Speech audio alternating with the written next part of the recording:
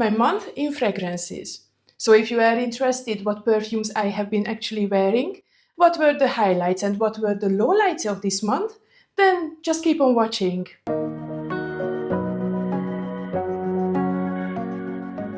Hi there, welcome to my channel. If you are new here, then my name is Diana and I am your go-to fragrance enthusiast who has been collecting fragrances over the last 5 or 6 years. Here on this channel we talk about all fragrances. It doesn't matter if it's niche, designer or Middle Eastern. The ultimate goal is just to smell good and feel good. So, March. I have to say that this was a very fast month.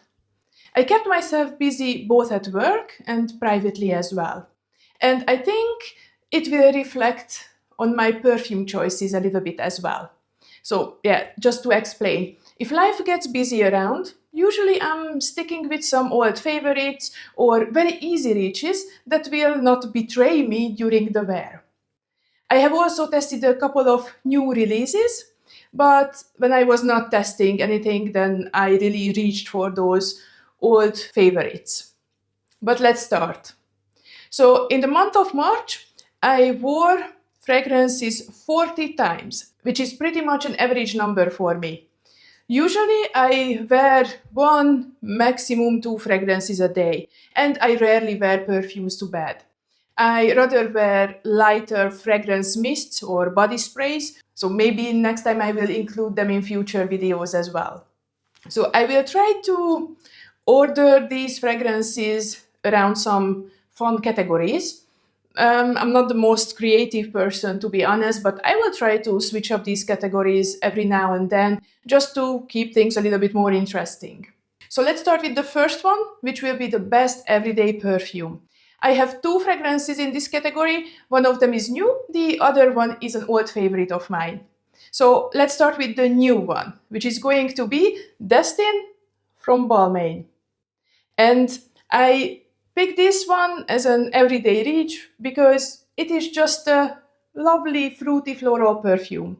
No fuzz, just strawberries and some florals with sandalwood and vanilla in the base. I'm especially happy that I picked it up as I have been on a hunt for a good strawberry fragrance. And basically, this is a good one. It is not too sharp, not too synthetic, and they don't use that particular chemical that can make me sick. I don't know what it is, but it is often being used in fruity berry or rather strawberry fragrances. But yeah, luckily this one doesn't contain it. So Destin has a moderate longevity and projection, but again, it is an easy reach perfume and I'm fine with the moderate performance in this category. Moving on to another easy reach everyday perfume that is not stranger to this channel, it is Lattafa's Noble Blush. And I think I have already talked about this one in my rose video a couple of weeks back. If you haven't seen it, go and watch it. So this is a textured, creamy, milky rose perfume that is heavy enough during March and April, when usually the weather doesn't even know what season it is. At least here in the Netherlands, sometimes it can be 15 degrees Celsius on one day and then freezing cold on the other day. And of course, a lot of rain. But anyways, so Noble Blush is great when, it is a little bit chilly in the mornings. It is a beautiful modern rose with a creamy, milky goodness that just makes it very beautiful. It is very feminine, classy, playful at the same time. And if you like lactonic fragrances, then I absolutely recommend it for you. So let's move on to the next category, the best special occasion scent.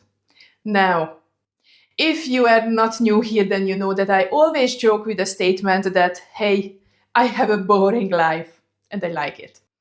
And I rarely wear special occasion scents to really special occasions.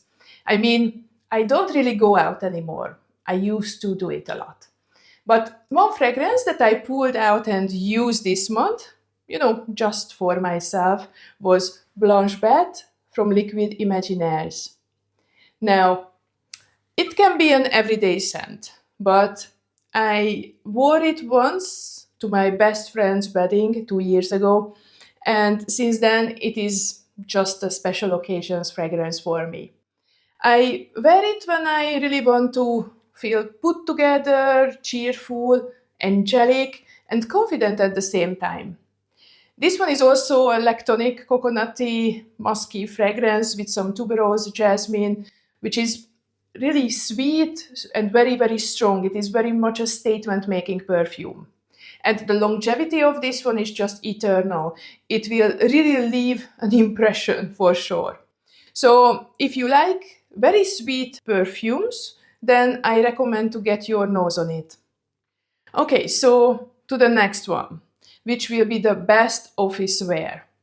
So this month I pulled out a classic multiple times, which is, wait for it, Chanel number 5 Low. Yes, I think I'm finally old enough to appreciate Chanel number 5 fragrances. I do remember I had a dupe of Chanel number 5 when I was in my early 20s, and whenever I wore it, my colleagues used to comment on it that it was way too mature for me. Honestly, I really don't like to give an age to fragrances. However, eventually I do it all the time, but I do it to describe the scent, not to really judge anyone. Eventually, I am in my late 30s and I still wear those frou-frou la-la fragrances, so the last thing that I want to do is to judge you. But now, back to this beauty. So this is the lightest and the most citrusy iteration of the original one. It is much muskier, much lighter wearing.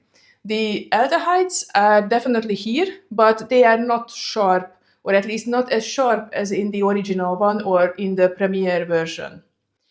And this fragrance also just makes me feel classy, put together, clean, without feeling really old-fashioned.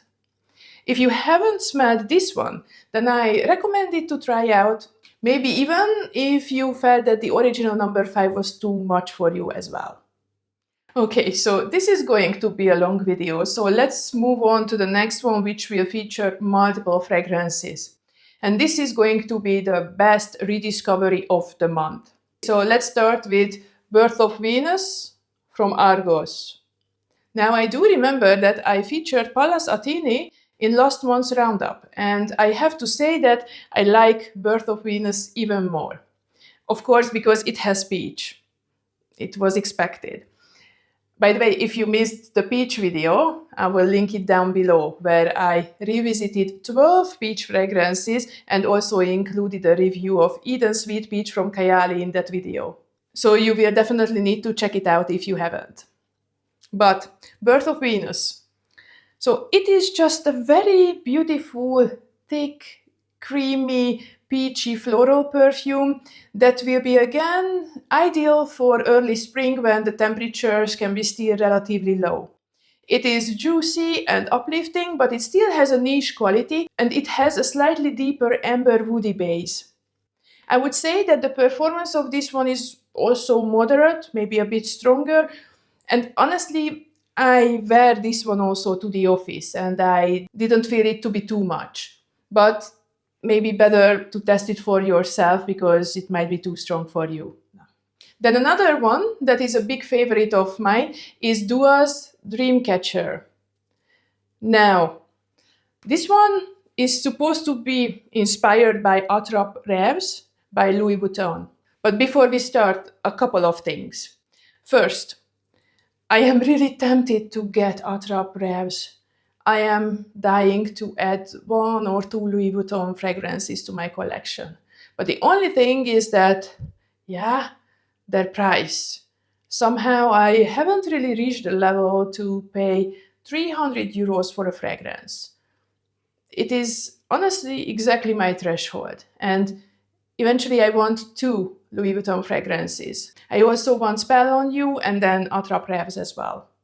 So it would be a lot of money. But let me know if you have them. Do you think that they are worth the price? And eventually, if you will see them soon on this channel, then don't be too surprised. But then secondly, Dua. Now, I have quite some Dua fragrances, and when I started up with this channel, I also posted a couple of videos about them, but then I stopped talking about this brand. And the reason is because they stopped shipping to Europe. I am not mad at them, and I even know that in the meantime they have had some controversies, but I never ever had any problems with their shipping or their customer service. So I'm staying out of those discussions. But I'm very sad that I cannot really feature them now because they are not available internationally anymore. But yeah, let's talk about the scent. It is a rose fragrance, but it is done in a very beautiful, fresh, but still deep way. I cannot even describe it, to be honest. It is sweet, floral, but there is still some freshness that comes from the ginger. And I really, really love ginger in perfumes. But then it has also that deeper patchouli base. And here the patchouli is quite clean. It's not like mossy or earthy. It is rather even a little bit like chocolatey. So it is just classy, clean, feminine, and put together. And I guess this is now the theme of March, anyways. So I think it is a great alternative if you don't want to pay the 300 euros price. Then lastly, I also still want to mention my beloved Puma Flowing. It is my favorite perfume from my teenage years. And sadly, long discontinued. I rediscovered it when I was preparing for the discontinued perfume tag, and since then I wore it for a few times.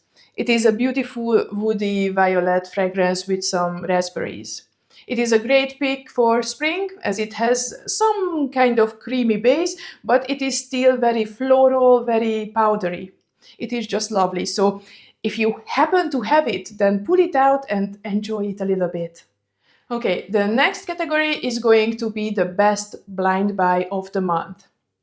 And hey, we all know that we should test the fragrances before we buy them. But if you are like me and you love the thrill, then this category will be for you.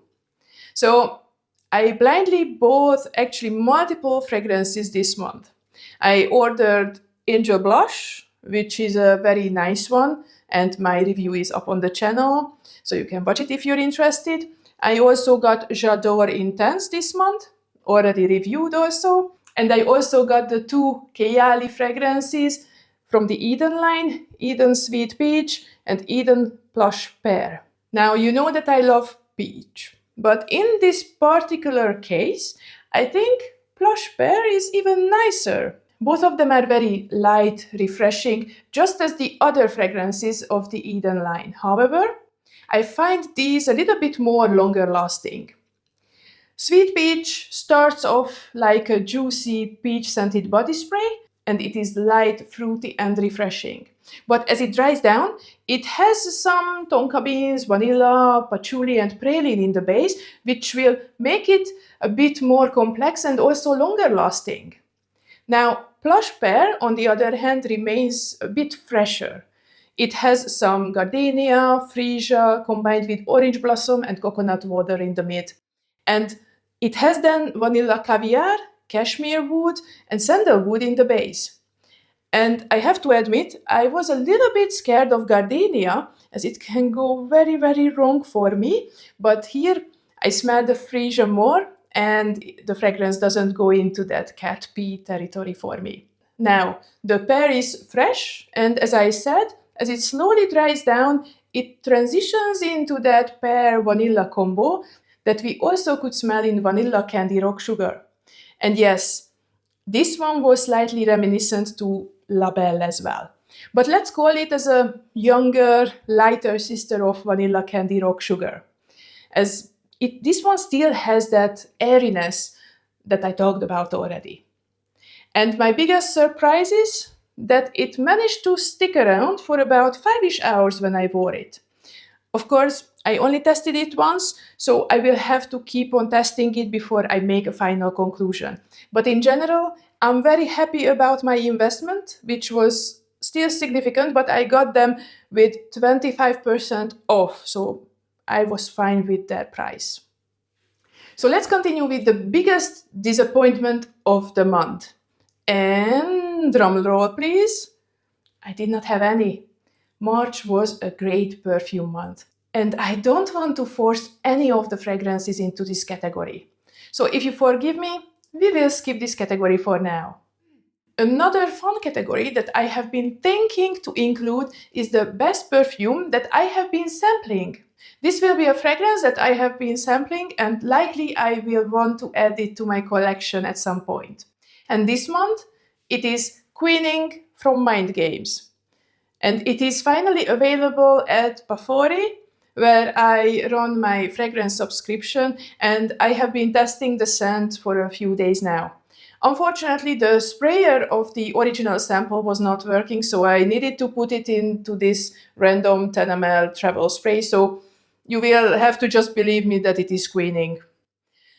So, Queening. It is a beautiful, very understated, powdery, slightly fruity, musky perfume. I know that it got a lot of hype a while back, but honestly, I'm always very careful if suddenly all big influencers or fragrance content creators start magically talking about the same perfume.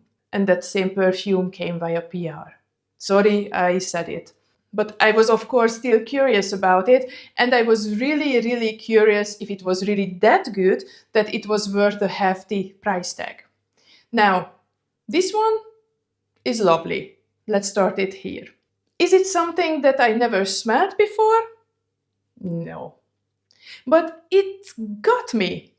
It has that musky, coconutty feel similar to Blanche Bête, but significantly toned down. It also has that freshness from the apple, that it is giving that extra lightness to it. And then that freshness is balanced with rum, vanilla, and saffron.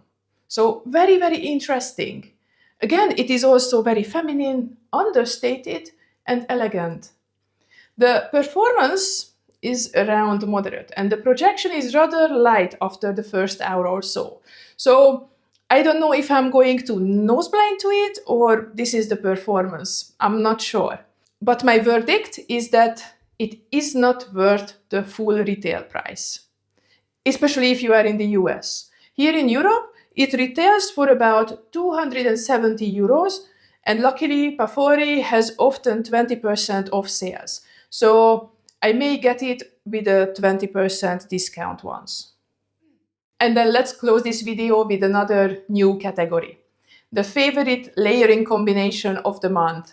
Now, I don't layer too much, but when I do layer, then I usually love it. And this month I did something weird. It was completely random, and still it came out quite nicely. I wore Kilian Love Don't Be Shy together with Chanel No. 5 Low. And the reason is because I thought that I wanted to add some fresh citrusy soapiness to Love Don't Be Shy.